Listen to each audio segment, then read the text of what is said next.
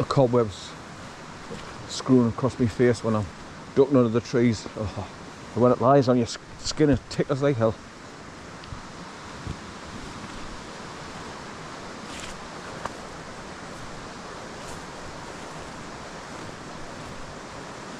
If you look across to the left there, on every piece of grass there's like cobwebs sprawling across it.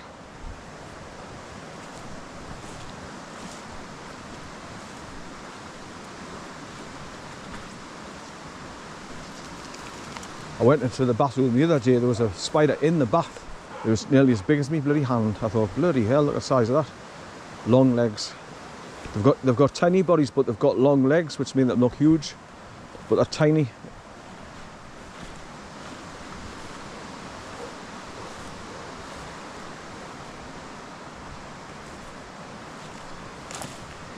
But people have got a natural, oh,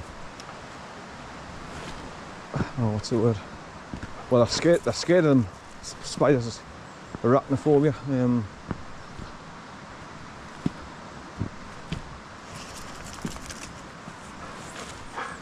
Good boy, son. Well, slow down now. You're running about like a train going backwards and forwards up the lines. Right, come on. Away. Go on, up you go. Away.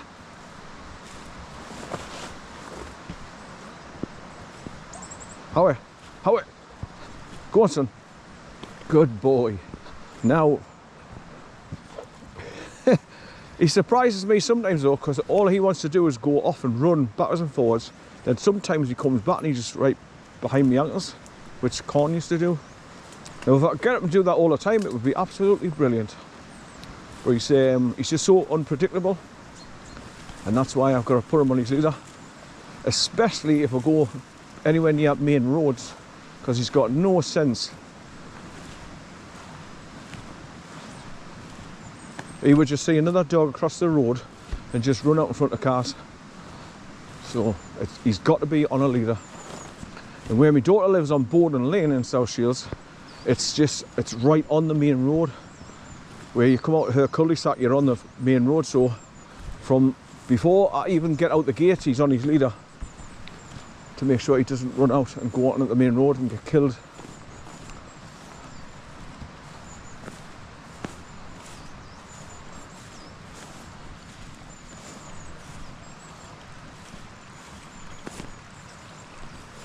So as you can see, there's loads of water running, so there's no shortage of water for him to go and get a drink if he was hot and bothered and thirsty.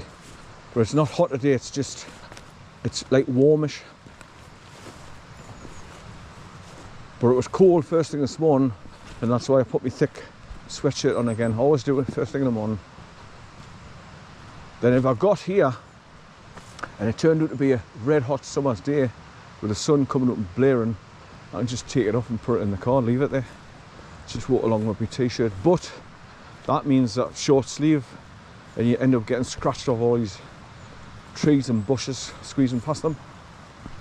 So that's another advantage of having my long sleeve sweatshirt on. I'm less likely to get scratched to hell.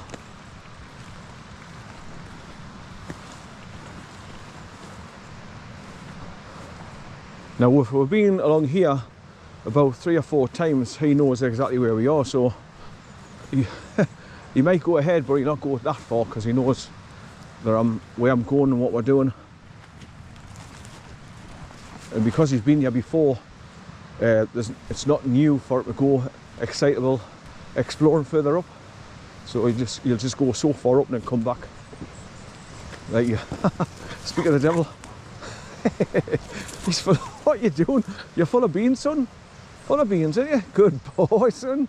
Good boy. What are you doing, son? Good boy. He's so happy when he's out here off his leader. I like to say, when I see him so happy, it makes me happy.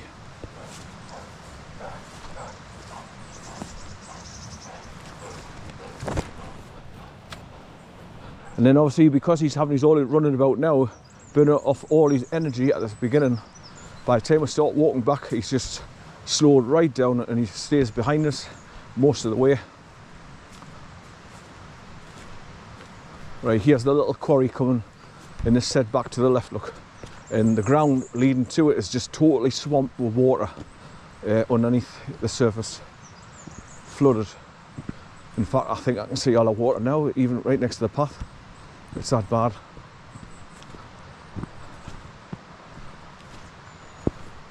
And then 75 yards on, you're at the bridge. So that's, when you see this quarry set back, you know you're right at the bridge. What are you doing? What? So the dog's just actually showing you how deep the water gets. Just there, look. It's flooded.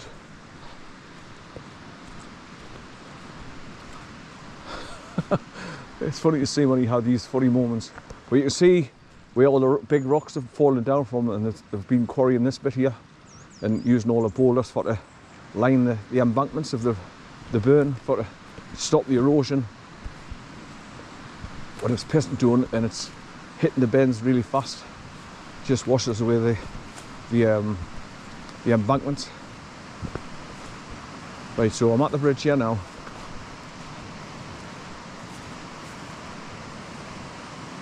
I had closed all this off because with it being concrete, the metal handrails, guardrails, where they go into the concrete, it's all rotten. So it's not very secure and safe. So that's why they had all this boarded off. But as usual, you get the idiots coming out in the countryside and wreck everything. So they smashed all the fence down and the notice boards here. But there's the Packhorse Bridge. It's just a very thin horse and cart type bridge to get across. And this is like the road bridge that would have been, the main road bridge that would have been used as well. But you can imagine horses and carts coming along here years ago. They would have went up over there and just continue up this track here.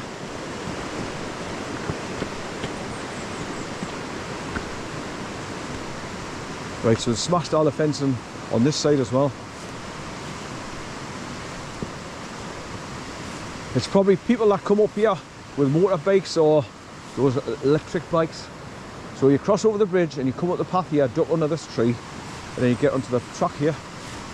Now I'm getting the wet stuff now, so I've got a little bit of shelter from the trees up to be right there. But I hope it doesn't get any, well, much heavier than this, because at the moment it's just like a shower.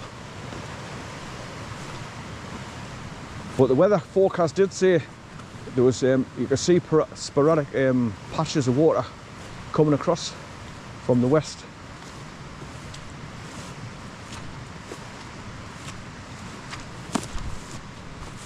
Right. Well, like I say, because it's been raining, that means that the river's going to run faster and wider, which looks more spectacular for filming purposes. It's water dropping down my head off all these branches that I'm squeezing through. It's just gone down the back of my neck. Shit. Good boy, son, good boy. I forgot to dub my bloody boots last night, and I was going to go upstairs and just sit on my bed and put my finger in my brown polish and rub it into the leather, you know, circles. That's what I do. I forgot to do it last night. Like I say, I was in two minds where to come out and all, so I think that's why I wasn't in the frame of mind for coming out. Couldn't get myself motivated. So that's probably another reason why I didn't bother, because I didn't know whether it was coming out or not.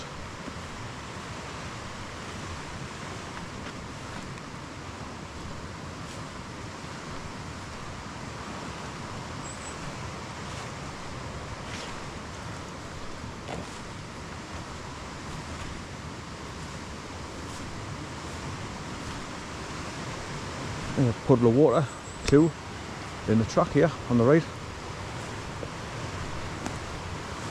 Right, there's some more whitewater rapids where it's got a drop down for about a foot, 12 inches.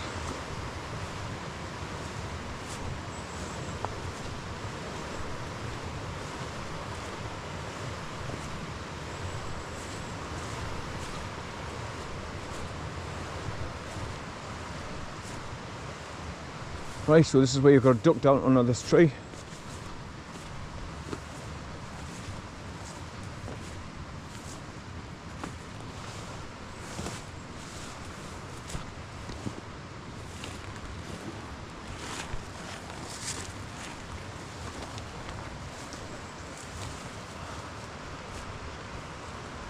Just getting another load of water running down my forehead now and gone down the back of my neck.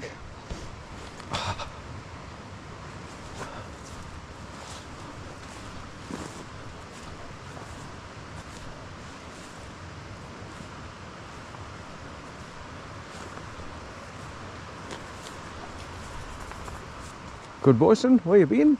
Where you been, son? Good boy, son. Good boy. Right. More droplets of water. Oh, my hair's soaking now. Well, what hair I've got left.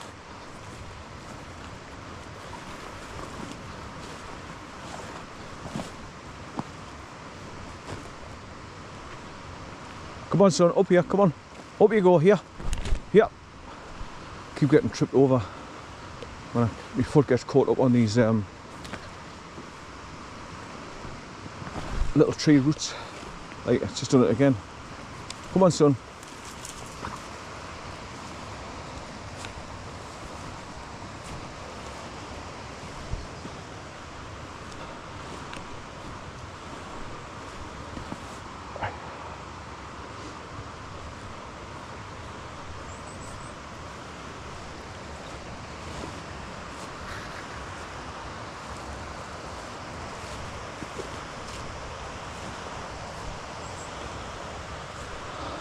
Eventually, when you get so far along, you come to the start of the Geordie's campsite field on the left, and it opens up a little bit more where you can see the pathway a bit more clearly, and less trees like this to squeeze underneath and past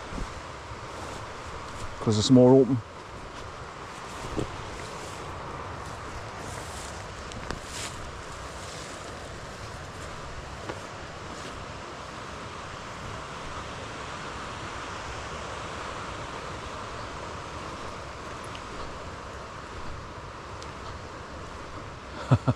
What are you doing, son?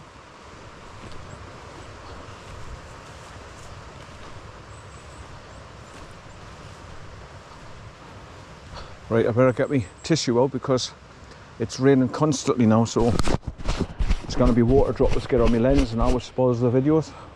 So every now and again you've got to get your tissue out and wipe the lens. Good boy, son, good boy.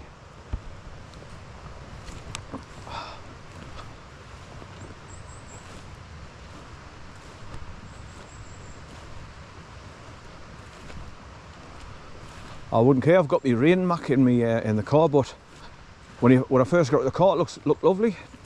Didn't look like it was going to rain anything, but typical when you come into the countryside, you just don't know what the hell's going to happen.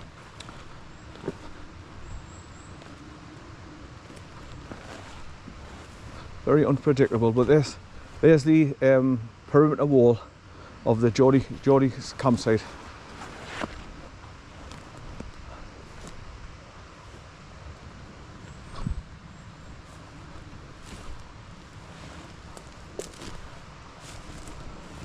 You can see the rain's coming down quite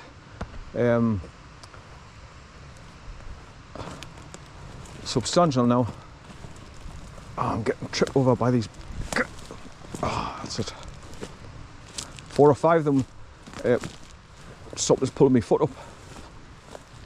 And again, that's it. Makes it more tiring when you've got to drive your foot up through them.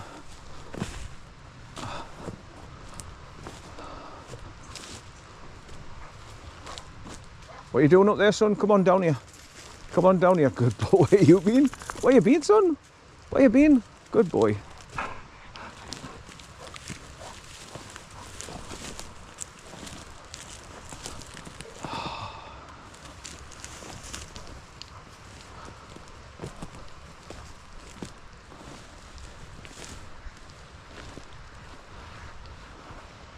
Right, so this is Geordie's campsite field here on the left.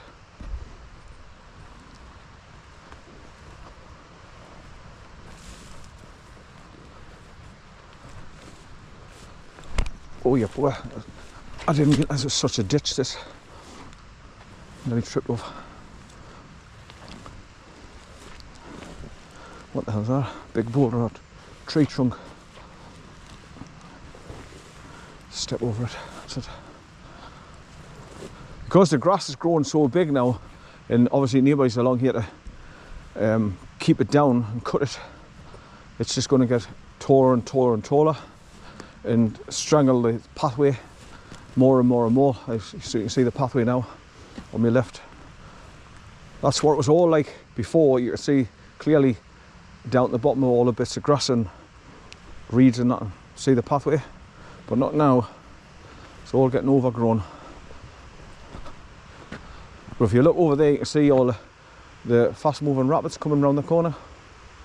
Now just here in the corner, just the other side of this wall, there was a big square stone boulder, and it had a metal cross embedded into it, which was obviously the people that lived here years and years ago. There's two ruins of the houses over there. They would have brought the pit over here and buried it and marked it with a cross. But the cross is gone from here now, and it's where I'm going up to, where the pet cemetery is. Here, come running back, look. Good boy, son. How are you, son? How are you? How are you? How are you, son?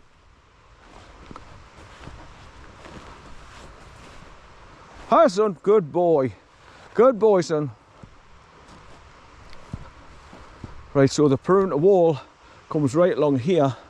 It crosses over this section, and it goes right up there and right along the top of the field on that side as well. So their property must have been massive with a big perimeter wall right around it.